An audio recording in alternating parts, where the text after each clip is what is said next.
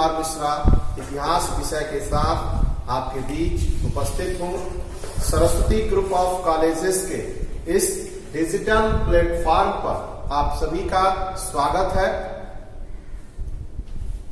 हम सभी आज बीए प्रथम वर्ष इतिहास विषय में जो चैप्टर है वह बलबन के राजत्व सिद्धांत के बारे में इस वीडियो के माध्यम से हम सभी आज अध्ययन करेंगे। बलबन के राजत्व सिद्धांत को पढ़ने पे हमको किन किन उद्देश्यों की प्राप्ति होती है, आइए हम सभी उसकी चर्चा करें। पहला जो पॉइंट है, बलबन के राजत्व सिद्धांत के बारे में हम सभी जान सकेंगे। दूसरा जो पॉइंट है, राजत्व सिद्धांत में प्रयुक्त होने वाले सिजदा और पायगोश के बारे में हम सभी जान सकेंगे। तीसरा जो पॉइंट है, बलबन के राजत्व सिद्धांत को प्रभावशाली बनाने के लिए बलबन ने किन किन कदमों का इस्तेमाल किया, कैसे किया, इसके बारे में हम सभी जान सकेंगे। आइए हम सभी बलबन के राजत्व सिद्धांत के बारे में अध्ययन करें। बलबन का राजत्व सिद्धांत। बलबन का राजत्व सिद्धांत शक्ति, प्रतिष्ठा और न्याय पर आधारित था। शक्ति, प्रतिष्ठा और न्याय पर आधारित था। उसके राजत्व सिद्धांत का स्वरूप फारसी राजत्व के सिद्धांत पर आधारित था। इसके साथ ही साथ बलबन दिल्ली सल्तनत का प्रथम सुल्तान था जिसने राजत्व सिद्धांत की ओर लोगों का ध्यान आकर्षित किया। इसके पहले किसी भी सुल्तान ने राजत्व सिद्धांत की तरफ कोई ध्यान नहीं दिया था। इसके साथ इस राजत्व सिद्धांत का स्वरूप कैसा हो, इसके बारे में उसने अपना विचार विस्तृत रूप से रखा था। इसके साथ ही साथ बर्नी के द्वारा बनाई गई उसकी वसाया का मतलब होता है वसीयत में बलबन के राजत्व सिद्धांत के बारे में विस्तार पूर्वक वर्णन किया गया है। बलबन के राजत्व सिद्धांत में कौन कौन सी विशेषताएं थी, इसके बारे में हम सभी अध्ययन करें। पहला पॉइंट है कि बलबन के राजत्व सिद्धांत के अनुसार राजा को राजवंश से संबंधित होना चाहिए।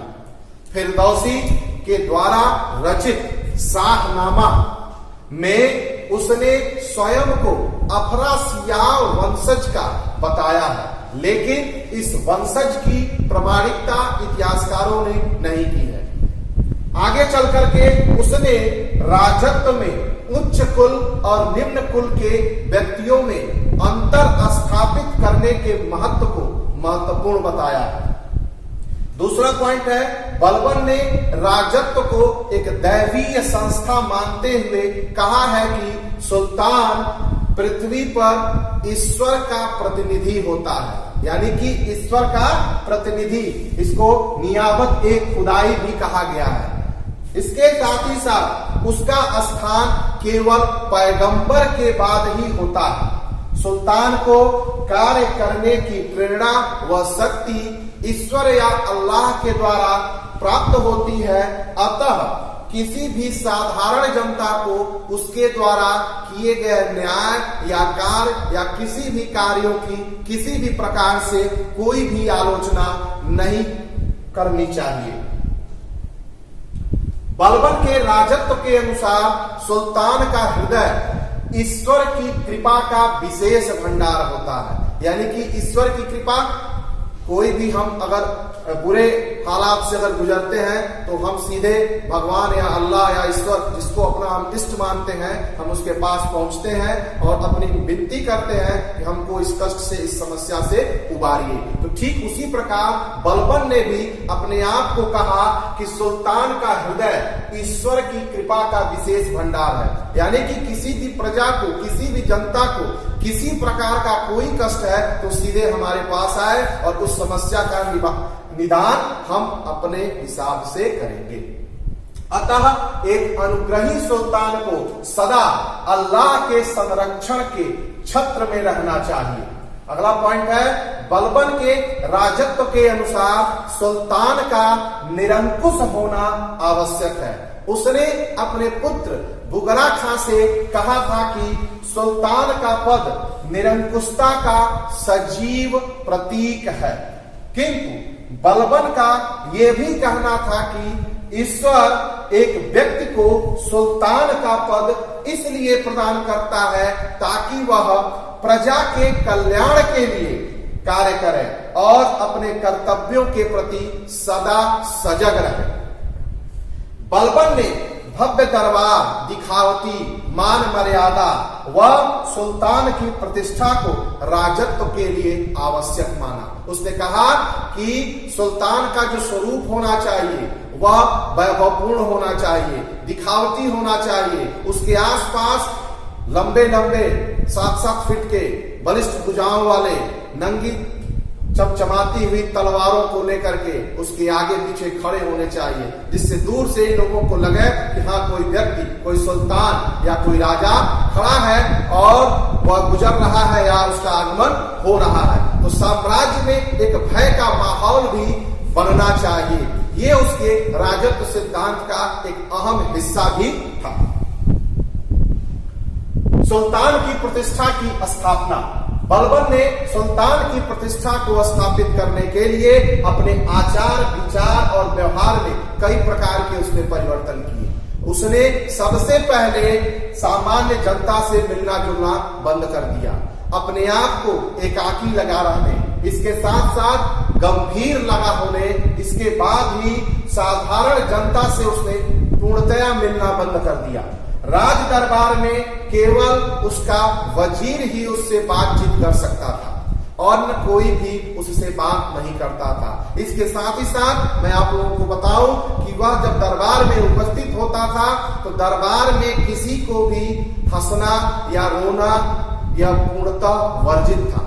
इतना ही नहीं, राज दरबार में एक वाक्य है, जब वो बैठा था और अचानक राज दरबार में उसके पुत्र की मृत्यु की जब खबर आई तो खबर आते ही वह डगमग नहीं हुआ, वह दृढ़ रहा, गंभीर रहा और राज दरबार में जैसे वह सामान्य प्रतिदिन रहता था ठीक वैसे ही उसी प्रकार उस साम्राज्य में वैसे बना रहा।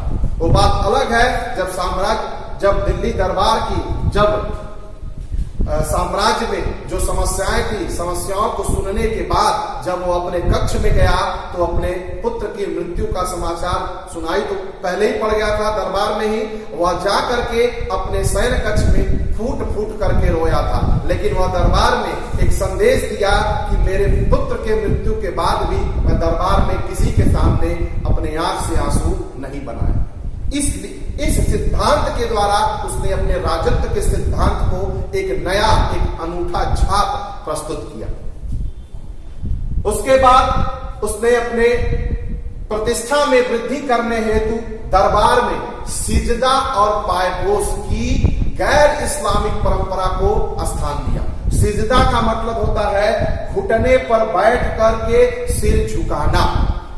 पायबोस का मतलब होता है लेट कर सुल्तान के चरण को चूमना। तो सिजदा और पायबोस की परंपरा अभी तक किसी भी दिल्ली सल्तनत के सुल्तान ने नहीं प्रारंभ की थी। उसने यानी कि बलबन ने इस परंपरा को स्थान देने का कार्य किया। इसके बाद उसने उच्च वेतन प्राप्त तथा भय जागृत करने वाले नंगे नंगे चमचमाती हुई तलवारों को लिए हुए अंगरक्षकों की नियुक्ति किया। इसके साथ ही साथ दिल्ली सल्तनत की स्थापना के लिए उसने संपूर्ण राजसी वैभव और उपकरण के साथ ही वह दरबार में उपस्थित होता था। अपने निजी सेवकों के सामने भी वह पूरे साज और सज्जा के साथ पोशाक, मुकुट और मोजे धारण करके ही वह उपस्थित होता था। 16वीं शताब्दी के एक लेखक ने उसके बारे में चर्चा किया है और कहता है कि लंबे चेहरे पर दाढ़ी थी और ऊंचे मुकुट से उसकी दाढ़ी की अंतिम छोर तक लगभग 1 गज की लंबाई होती थी। भय जागृत करने वाले अंगरक्षकों को नियुक्त किया। ने उस इसके साथ ही साथ वो सभी सुल्तान के चारों तरफ खड़े रहते थे।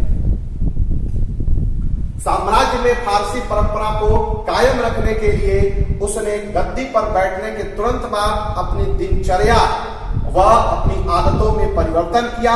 अपनी सामाजिक सभाओं में होने वाले नृत्य, संगीत, मद्यपान, इन सभी पर पूर्णतः प्रतिबंध लगा दिया। उसने फारसी परंपराओं का अनुकरण करते हुए अपने दरबार में सिजदा और पैबोस नामक गैर इस्लामिक परंपरा को भी स्थान दिया। इसके साथ ही साथ इस परंपरा को, सिजदा और पैबोस की परंपरा को, वही लोग पालन पूरी तरह से करते थे जो दरबार में सुल्तान से आकर के मिलते थे, जिन्हें उनके समक्ष आने का विशेषाधिकार प्राप्त होता था। उसने ऐसे शान शौकत वाले रिवाजों को शुरू किया जिसने बरनी के अनुसार दिल्ली के किसी अन्य सुल्तान ने इस प्रकार की परंपराओं का प्रारंभ नहीं किया था।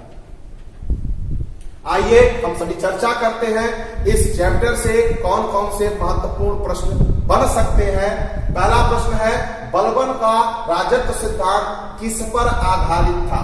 तो बलबन का राजत्व सिद्धांत शक्ति पर आधारित था।